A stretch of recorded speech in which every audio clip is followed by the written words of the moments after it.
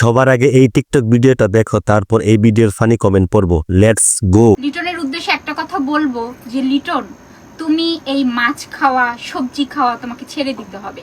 আর আমি তোমাকে যেভাবে গড়ে তুলছি তুমি সেটা যদি না করো আমি কিন্তু তোমার পাশে থাকবো না।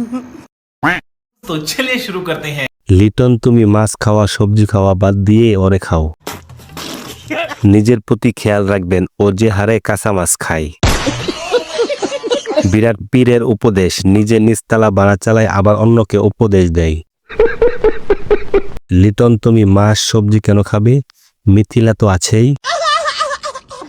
এখন তাহলে তোমাকে খাবে মাছ সবজি খাওয়া বাদ দিয়ে। কথা কি ক্লিয়ার না ভেজাল আছে? মা ছেলেকে আদেশ দিচ্ছে,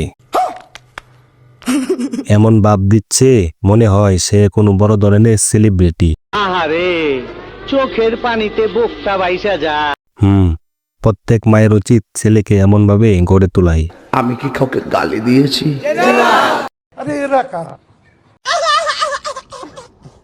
মায়ের কথা শুনলে লিটন,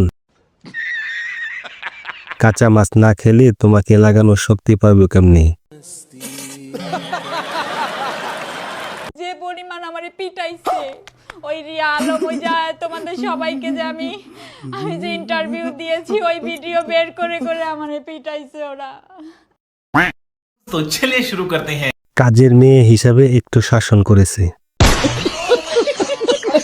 কুমার একদম ঠিক করেছে, তোমার মুখের যে ভাষা। করোনা ডেঙ্গু এদের চিনে না। এটা নাটকীয় মহিলা, চোখে কোনো জল নেই। রানু মণ্ডল বাংলাদেশে এখন।